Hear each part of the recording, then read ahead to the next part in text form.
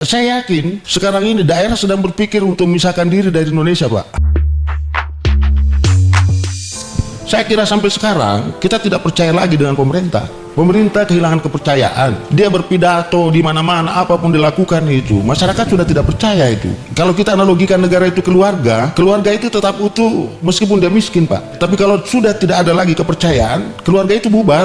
Dan itu di Indonesia terjadi itu. Bisa bayangkan jumlah orang terdidik yang menganggur sangat tinggi di Indonesia itu. Sementara kita selalu mengatakan sumber daya kita lemah. Saya kira semua ahli sudah ada di Indonesia kok. Cuma tidak dimanfaatkan, tidak digunakan, tidak dimaksimalkan. Jadi sumber daya manusia di Indonesia seharusnya mengelola sumber daya alam, dan sumber daya alam itu diubah menjadi sumber daya buatan, kemudian didistribusikan, dialokasikan kepada rakyat seluruh Indonesia untuk makmur, untuk sejahtera, itu tidak ada. Saya yakin sekarang ini daerah sedang berpikir untuk memisahkan diri dari Indonesia, Pak. Itu menyangkut sudah berbicara tentang konflik vertikal itu. Konflik horizontal juga seperti itu, di mana-mana terjadi pembelahan itu anak bangsa itu. Kemudian diplomasi kita itu sangat lemah, dia tidak mampu memperjuangkan kepentingan nasional kita itu.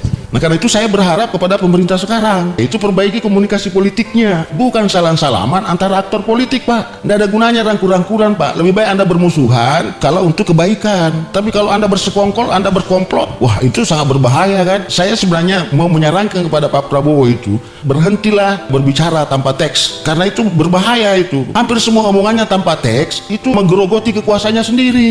Dan pejabat kita itu semuanya seenaknya membuat pernyataan menyakiti hati rakyat itu. Nah, di Indonesia banyak pejabat yang mengatakan, ya kalau kamu tidak bisa, tidak ini, Anda pergi aja ke luar negeri itu. Kan gila ini pejabat-pejabat seperti ini. Terlalu banyak ya, terlalu banyak kasus di Indonesia menghina itu kan. Oh, ini kan pejabat kurang ajar ini. Dan itu semua menimbulkan ketidakpuasan politik. Itu bentuk komunikasi politik yang buruk itu. Masyarakat mengkritik tapi tidak pernah didengar, diabaikan saja. Berikutnya adalah menyangkut masalah koalisi. Indonesia bukan koalisi, Pak. Indonesia selalu saya sebut persekongkolan jahat, kumpul kebo, karena koalisi dimulai sebelum pemilu, dan itu koalisi bukan untuk membentuk pemerintahan tapi untuk memenangkan pemilu. Ini sampai kemudian besok terjadi lagi pemilu yang akan datang, itu lagi, itu memperpanjang penderitaan kita, Pak. Itu sumber bencana itu, koalisi itu. Hentikan itu, tidak boleh lagi ada koalisi-koalisi itu. Kenapa? Karena koalisi itu nanti menuntut kompensasi politik. Jadi semua portofolio itu dibagi itu, kementerian dan lembaga ada semua, sudah dibagi itu, sudah dijatah itu kan.